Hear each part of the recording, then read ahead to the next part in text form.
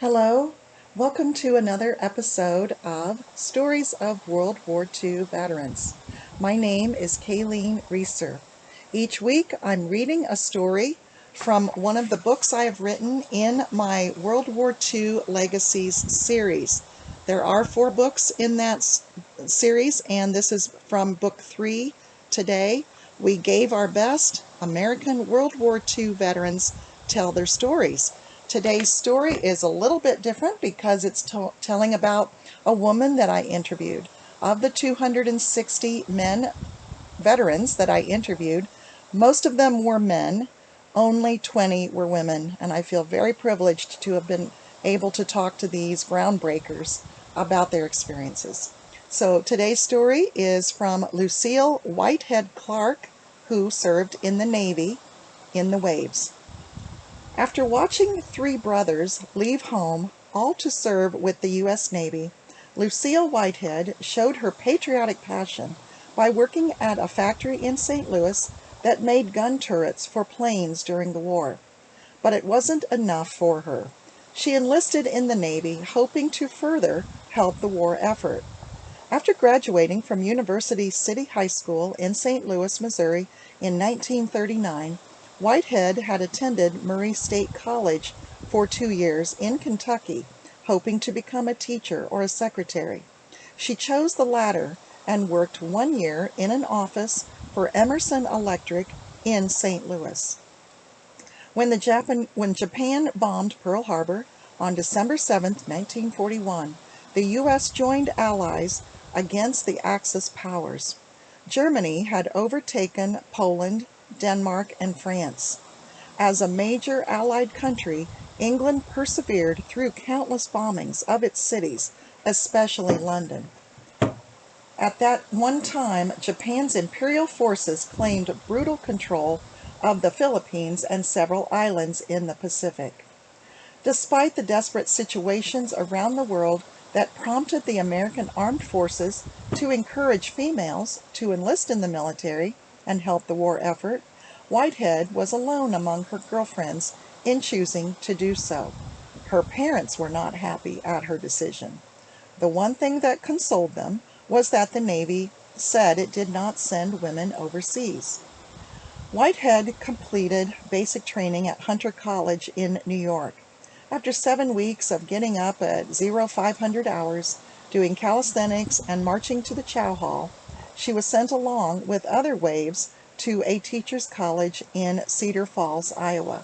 We learned more office skills to be secretaries, she said, and WAVES stands for Women Accepted for Volunteer Emergency Service. After completing the required courses, Whitehead traveled to Camp Wallace near Houston, Texas, where she was assigned as a secretary to Captain Delwyn Hyatt. He later became a lieutenant commander. At Naval Air Station Clinton in Oklahoma, Whitehead worked in the legal department. We conducted court-martial cases for the Navy, she said. It was sad to see young sailors brought to trial, but it had to be done. Not everything about military life was a challenge for Yeoman Second Class Whitehead. On August 1st, 1945, she and Chief Petty Officer Calvin Clarke from Auburn, Indiana, were married. The 2 sailors had met when Clarke was injured after a Japanese minesweeper bombed his ship. He was sent to the United States to recover from minor injuries. They were later separated but developed a stronger relationship via letters before choosing to marry. As the war continued, the couple bypassed traditional wedding procedures by marrying at the chapel of Naval Air Station in San Diego. No family members were present, and the entire guest list consisted of 4 friends. Instead of a wedding dress, Whitehead wore her dress blues uniform. Mother never forgave me for not having a traditional wedding, she said. We had a reception at home after the war. Ironically, the end of the war occurred a week later when Japanese armed forces surrendered to the Allied powers. Calvin was discharged from the military in early fall 1945, and Lucille was discharged in November of 1945.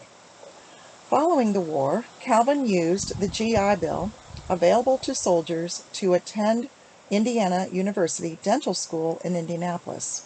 Lucille worked in the Veterans Administration while raising the couple's 4 children.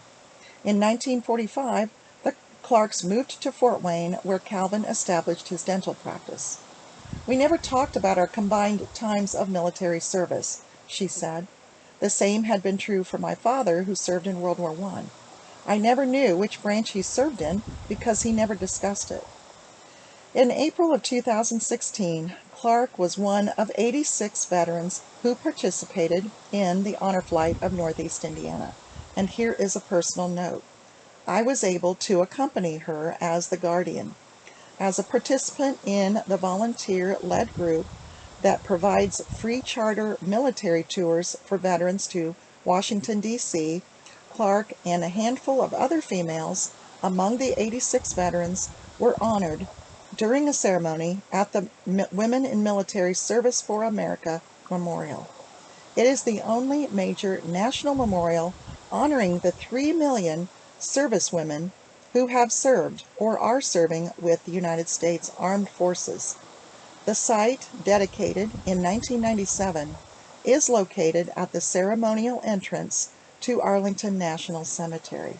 It is spearheaded by the Women in Military Service for America Memorial Foundation, Incorporated, a nonprofit organization. "I enjoyed being in the Navy," said Lucille Whitehead Clarke.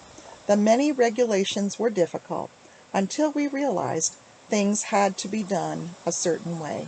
And after a while, we learned." So again, today's story is about Lucille Whitehead Clarke, who served in the Navy. It's taken from book 3 in my World War II Legacies series, and that book is called "We Gave Our Best: American World War II Veterans Tell Their Stories." I hope you liked listening to Lucille's story. I hope that you will subscribe to this channel to receive notice when each reading is posted. Please tell a friend about it, ring the bell, leave a comment. Maybe you want to purchase the books on Amazon. They are all large print, by the way. Most of all, tell a veteran thank you for his or her service.